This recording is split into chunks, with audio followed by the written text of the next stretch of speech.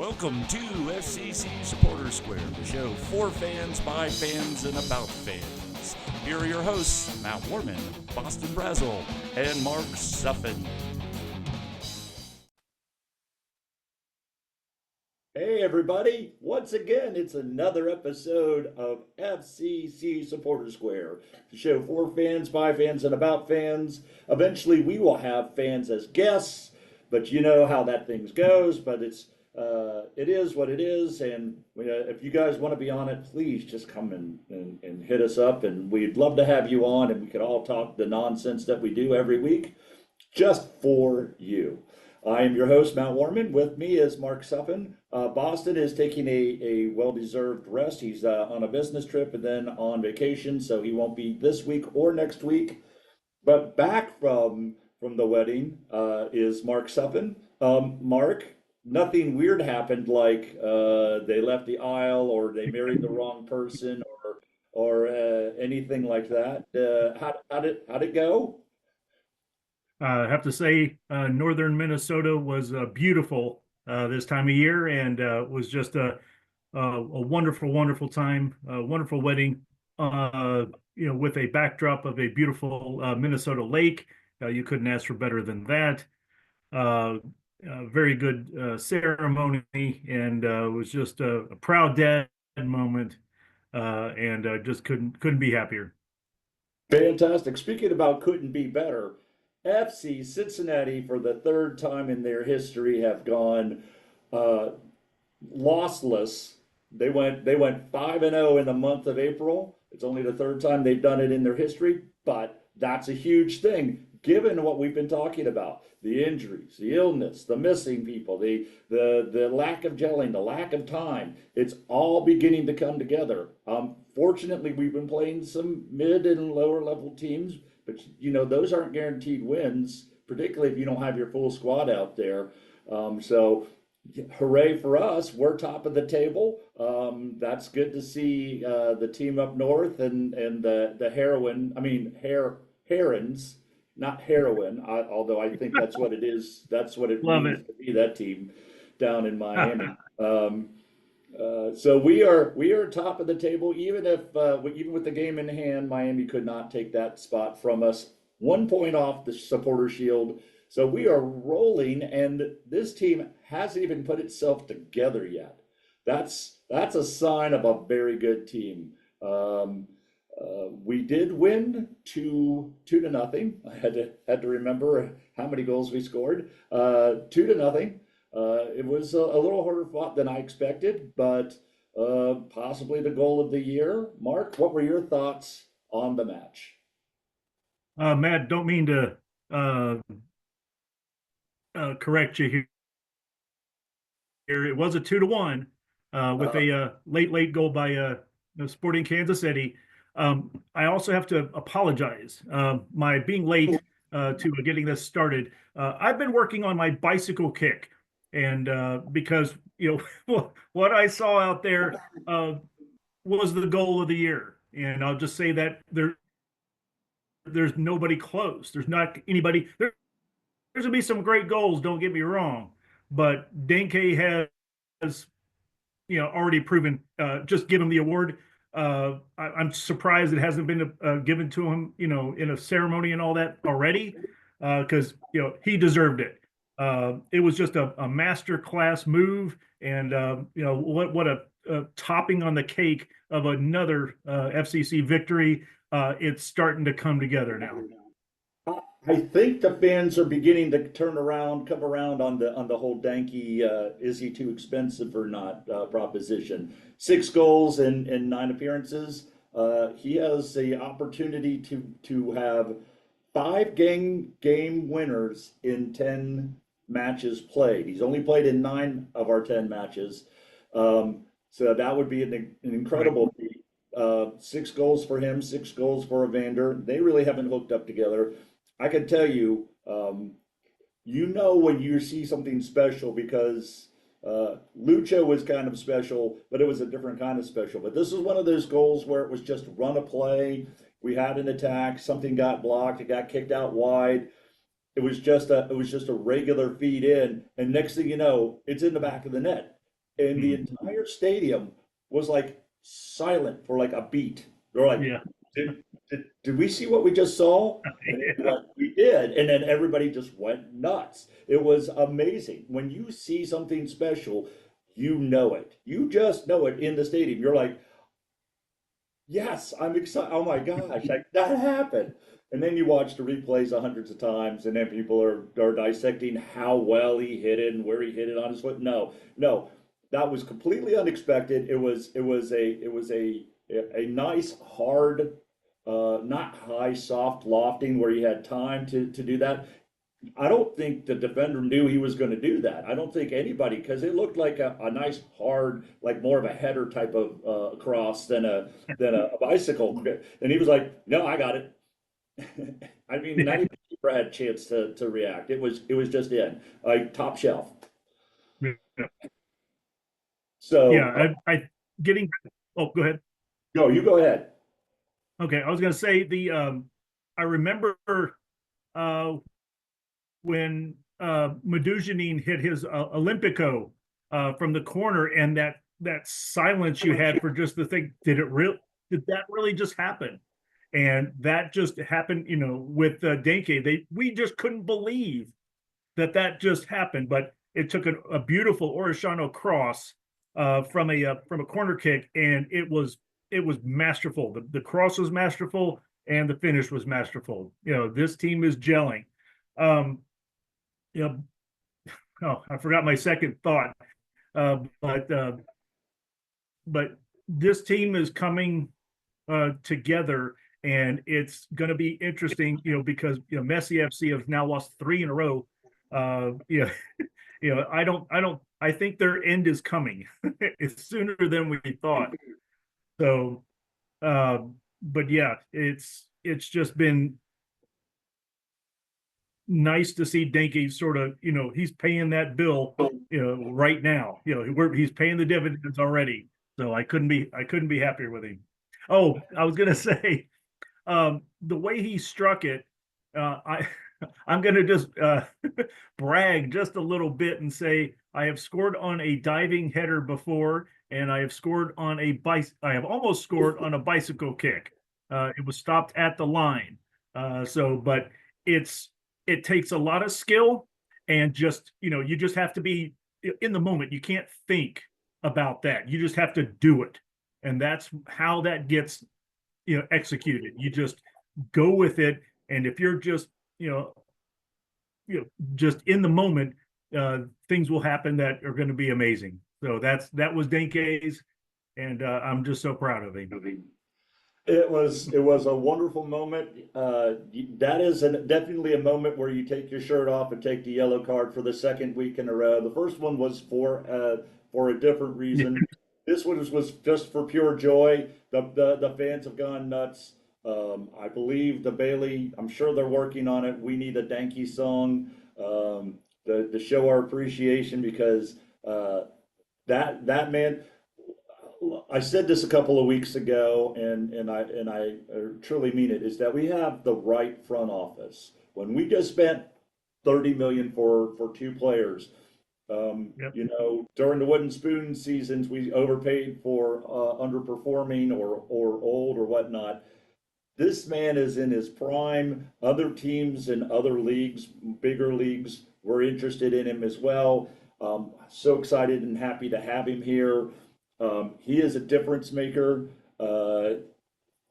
It's just very special to have a front office who's willing to spend the money, but also now has the tools to see the players and to find them and to do that. It's really good. There is one thing I want to bring up. I will say that it ended up being a 2-1. As you said, 2-1, which is exactly what Boston called. Boston, you said it. I said it would be like 3-0. Yeah. I was like, Yeah.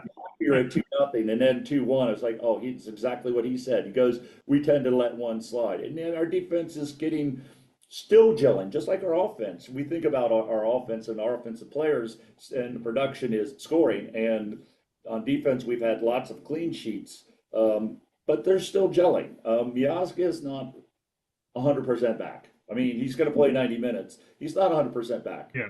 It'll take him a few weeks to get into it. And you got to remember, just like the offense, the defense, you have to coordinate it. Are we pushing up? Are we good? Who's pressuring? Who's going to cover if they're going to be overloading one side? Who's going to do what? That's Miazga's job, and he's doing it. And I still think he's still working speed, because you don't need to be a speed demon as a center back.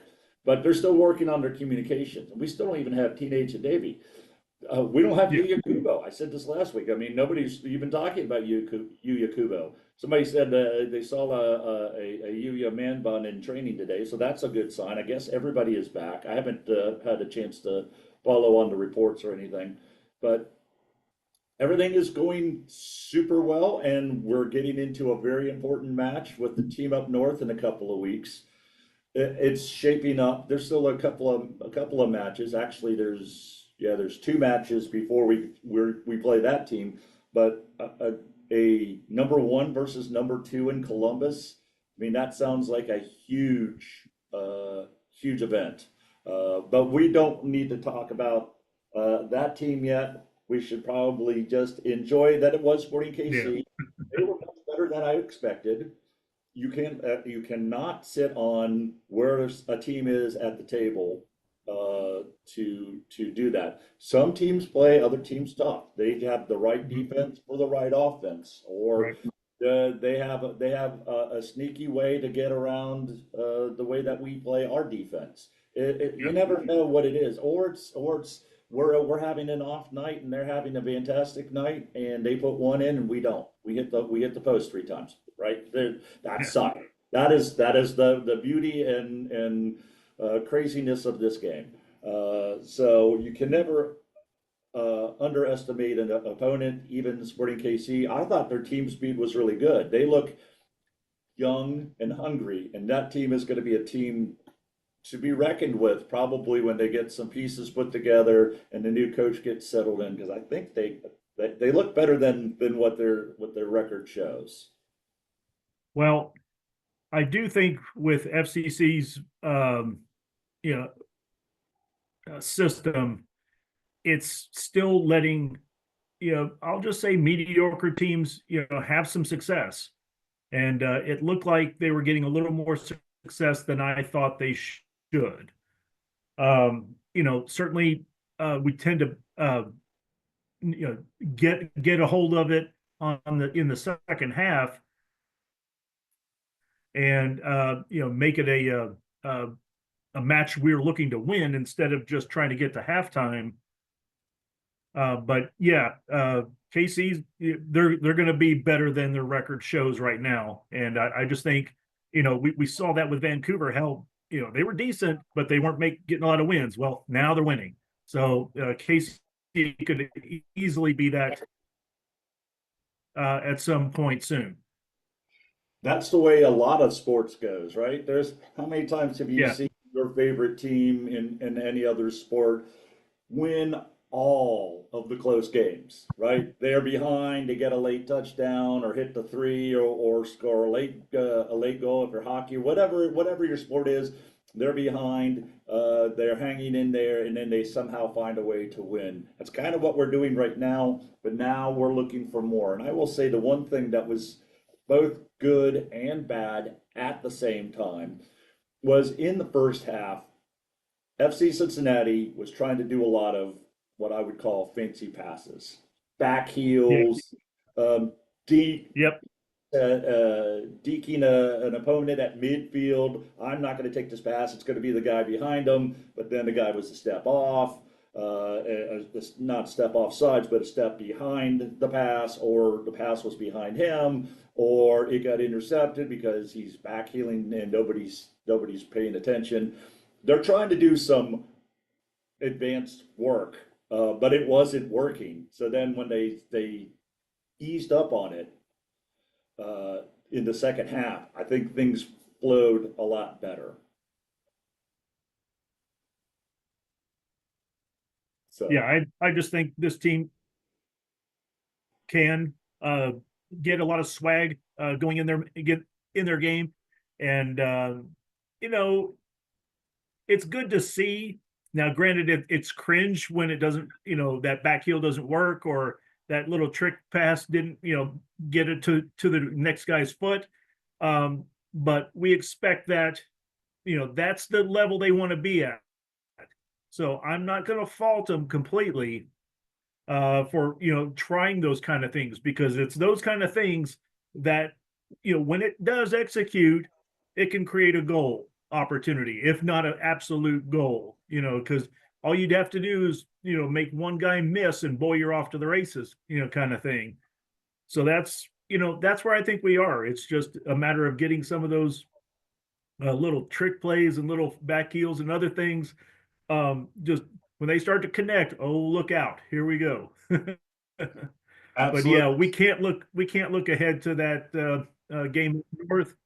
And we've got a former FCCer headed to TQL here next week, and he did his worst to us when he played for Monterey. So we're just hoping we can keep him quiet when he returns back to TQL again. Yes, absolutely. So we have still a lot of work to do. But before we get into next week's piece, I always have the hard-hitting investigative reporting that nobody covers in soccer. No other Cincinnati-based podcast on FC Cincinnati is talking about the second patch drop.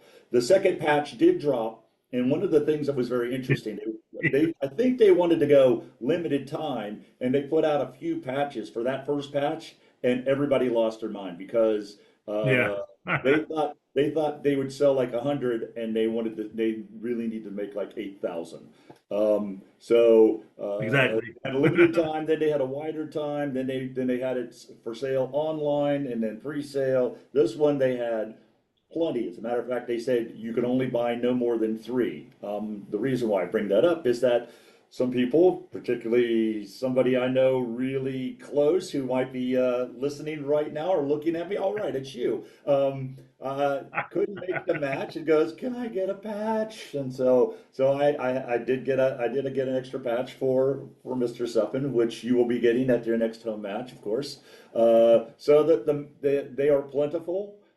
And widely there, so you didn't have to pre-order. I just showed up at the team store game day and picked it up, and not a worry. I think they now know that from the first batch that make sure the supplies are there, and then adjust accordingly if you have too many after a while. So hey, there you go. There's my good investigative reporting, things that people really care about: bobbleheads and patches. Yeah, believe me. Thank you, by the way. I appreciate that. What a neat second patch that is. Just going over we'll just call him the Knifey Lion, because that's what it was coined by some team folks down south a little bit. And certainly it was our banner weight, what was on everything we had back in those days. So we had to have that Knifey Lion, on our shirt, on our hat, everywhere. So that was nice to see that patch as the second one coming out. So I'm intrigued for the next ones that come out. Honestly, waiting a whole month is way too long to wait. It just becomes, we have to wait all the rest of the year to get all 10 of these. So what a longevity this thing it is for these, but definitely happy that they're putting these out. I'm trying to figure out how to put them on the cape, because I'm afraid that they're like iron-on patches. They're sticky, but not so sticky. I guess I could sew it on. I don't know, but I don't want to. I don't want to be walking around with a giant hole in my cape because I tried to put an iron on and I burned a hole in it. So right now I'm just trying to figure that out. And then of course, so many people have signed my cape. I don't know if I have open spaces for them. I'll figure it out. It's okay. It's not a big deal. Yeah, I would think something more substantial than a cape to put these on. Just something that after they're all out, maybe you could hang up, or I just don't want it to get jostled, or these are commemorative. So that's why I think it should go on something that maybe you wear, but not too much or at all. Just my idea. Yeah. So I haven't figured out my plans for that yet. But these are things that as much as the team is important, these things are kind of important. And how do you get a patch? Go to the team store; they have them. They're in plentiful supply. So we have a game on not a rare, but a rare away Sunday match at City Field against NYCFC. We do tend to struggle in baseball stadiums as an MLS team. As a USL team, we had some issues, but Yeah. we would prevail more often than not. It's one of those things. It's like Charlotte. It doesn't matter about who Charlotte is playing or how well they're playing. They're playing on a football field where the ball bounces and it's very windy because the stadium is kind of open. So we have a difficult time playing on that surface. We like to be wide. We like to go long. And neither of those are available at a baseball pitch. It seems like how many times does the goalkeeper kick the ball to the other goalkeeper in a game like at a NYC match? It's like, oh, they're just going to kick it back and forth for the draw. It's a 0-0 draw because they couldn't drop the ball outside the 18 for somebody to do something with it. That being said, I think we have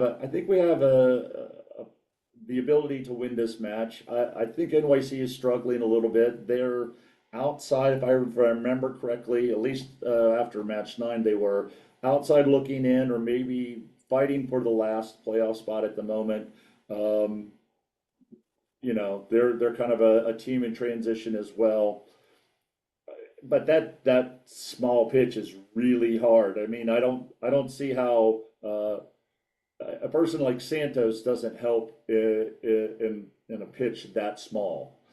He's got great speed, but it gets neutralized when you only have to make 30-yard runs instead of 60-yard runs or 70-yard runs to get something. So it's going to be very clogged. I think this is where the genius of Evander and Orishano come in. You're going to need guys who can attack the defense. It might be 1-on-2. You try to beat your man and then quickly look for somebody or take your shot. I think this is one of the other things I'm really looking forward to because we're finally doing this. Finally. I mean, literally, finally. Danke's first goal was what? It was a ricochet off of a shot.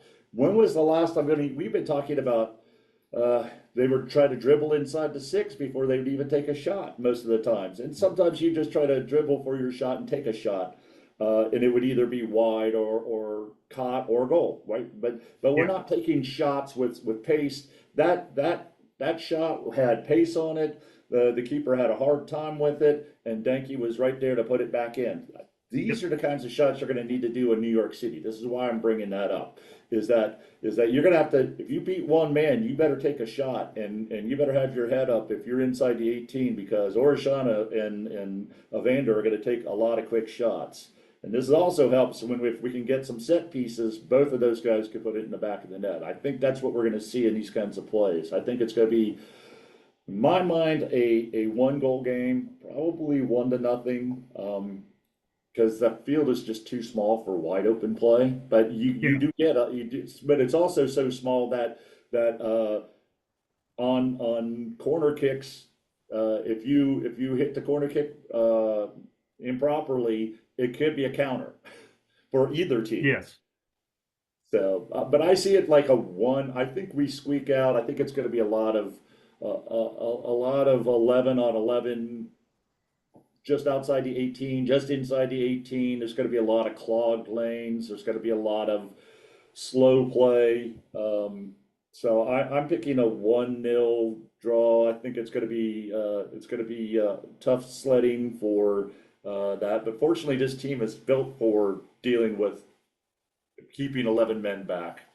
What are your thoughts on Sunday's game? Yeah, just touching on Denke's first goal. I just think, Denke just plays his position brilliantly, but it was an amazing, spot on target by Engel that the keeper had to make an amazing save, and all he could do was push it to the side, right to Denke, who did what Denke should be doing and just drop it in the net. So, kudos to Engel. He pushed that, shot for the keep to making a great save. So, but yeah, Danke was Johnny on the spot and did what he should do. Um, this Saturday, we have a team that is, right at the bottom of the playoff picture. They're the only team with a negative goal differential. So, I think there's a good chance, that we just need to be out there on the front foot. Yes, it's going to be an adjustment on that field, but most of those players have played there before. So I do think there is some familiarity with NYCFC. So I'm looking at like at least a two to nothing, 2-1. I'm hoping for a 2-0, and let's go up there and solidify a nice 3-point win and come home, ready to defend TQL against our former FCC. Yes, the Green, we owe them. I was in Austin for that first match. It was Pat Noonan's first match. It was the first time he played. He Yeah. played four because that's what he wanted to play. The 4-4-3 diamond that he was familiar with in Philly. We lost 5-1 because we didn't have the players to do a 4-4-3 diamond anywhere. Philly, Austin, did not matter where we played that one. That's where he quickly came up with the 5-3-2 or the arrow point, which has worked, has served us well, and we may go back to a back Yeah. four. I think he would like to at some point, but our wing backs and how we're set up, we can do a back four, but the play of Angle, for example, he's been cross, cross, cross, cross, cross, and very good crosses. That's like the European winger. He gets the ball, he goes, gets across. Now he's beginning to, because he feels comfortable, he doesn't have to just provide service. I've been waiting for him to shoot from the outside for some time. And like you said, he really kind of got not robbed, I guess. Maybe he did. That this keeper made a fantastic save in order to, because that thing was a rocket. But Denke is where he's supposed to be, and that's what we want to do. So we have that. I want Orishano to be able to do that. He's not afraid to shoot from distance. He's still trying to work his way in with the team. I think this is what we're talking about gelling. Orishano has been here. He understands the concepts, but now he's got new players. It's not Lucho handing him the ball or running off of Lucho. You're now having to run off of Evander, who is special. He is definitely special, but he's a different kind of special. He's a different kind of player. And I think Evander, quite frankly, is well suited for an NYCFC match. I see him taking control, making the right passes. I see Orishano being huge in this in our attack this week, because what you need when things are clogged up is to have somebody with the courage to go, I'm going to take you one-on-one, and I'm going to show you that you can't defend me. And once you do that and it drags everybody out of position, and now you're in great shape to score. I think that's the kind of players that you need. Lucho could do that, but it was just Lucho and Orishano were kind of doing that. But there's other players here who can really help. I think Buka is another one of those players who can help in this in this attack. So I'm looking good for this. I think it's gonna be tough. I'm hoping, hey, I'll take a 2-1. I mean, I'll take a 5-0 beat down on NYCFC. It's not what I'm expecting. I think the defense is solid. I think what hurts the offense really helps the defense. And so, you're not going to play a high line in that stadium. So we've got the defenders that will pretty much snuff any defense out on a small pitch. I think it's lower scoring than people think. Yeah. So that's where I'm at. I think that's good. And soon we'll have some people from the Austin world. I know we owe them a beat down. I would like nothing better, but they're doing pretty well over there on the West. Vancouver last night, just not MLS, but it is kind of sort of MLS, is knocked out Miami for the CONCACAF semifinals. They're in there fighting Tigres, possibly Tigres, which could have been us. Quite frankly, I'm happy we lost to Tigres. We needed to get ourselves together. It's what do you want to do, and how do you want to do it, right?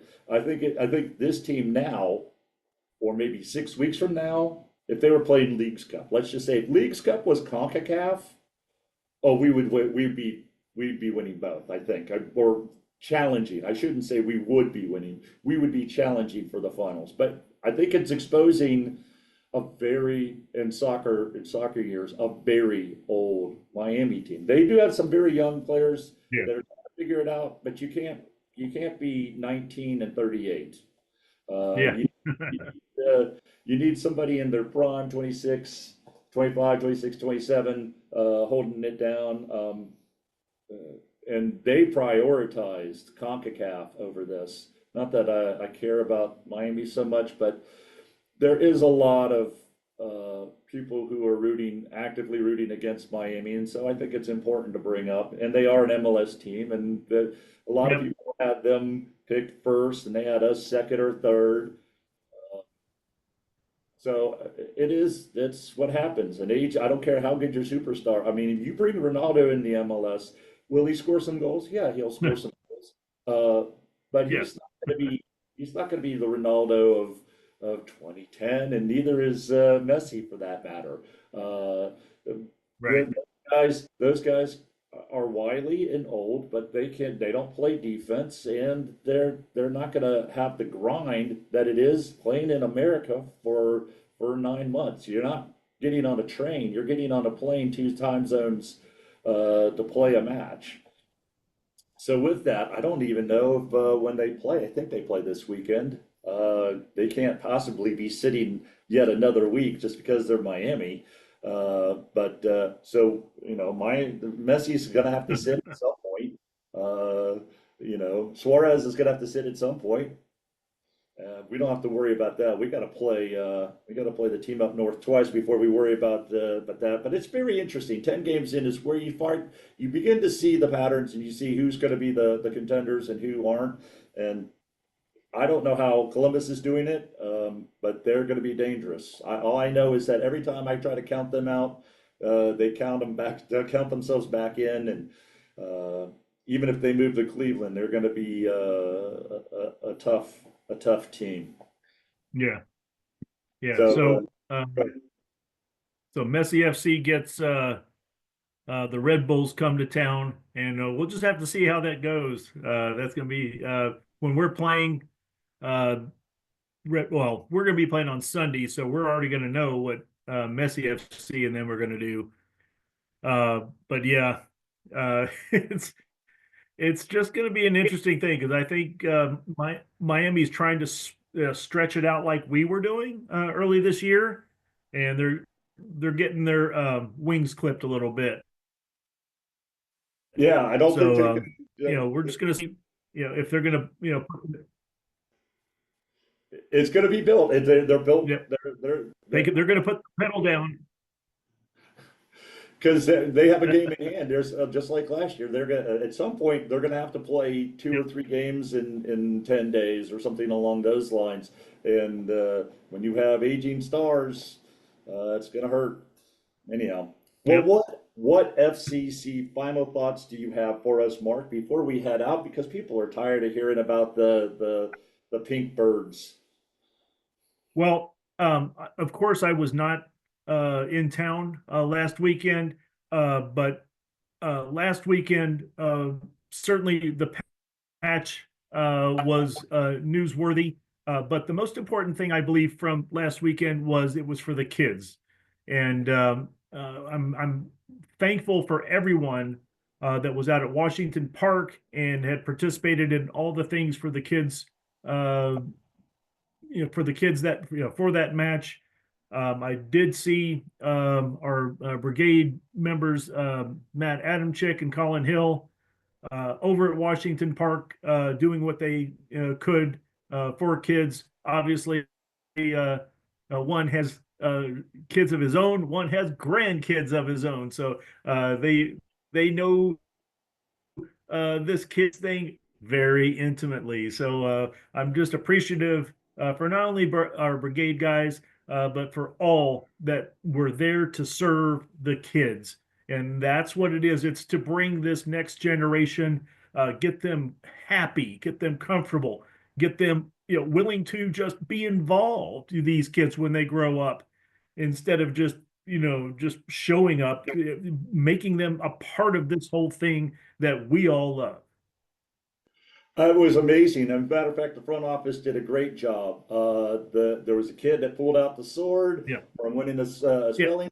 That was amazing. The bringing out the ball, that was great. The singer, the kid singer, I don't know what her name was, but she that was lights out. Everything was really good. And it's really, I mean, when we score a goal, the goal dance is not done just in the Bailey. It's done by adults, but it's also done by a lot of kids, and everybody gets super excited about it. And those kids will basically take our spots one day, many years from now, I hope.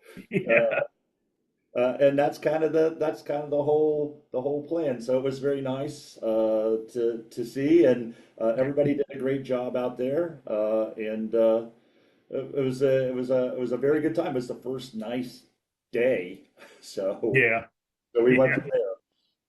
Well, that's all the time that we have for here at FCC Supporter Square. I'm hoping you had a good week, because we're having a good week, and we're going to have an even better week once we have win number 6, or at least we hope so. But we'll talk to you next time here on FCC Supporter Square.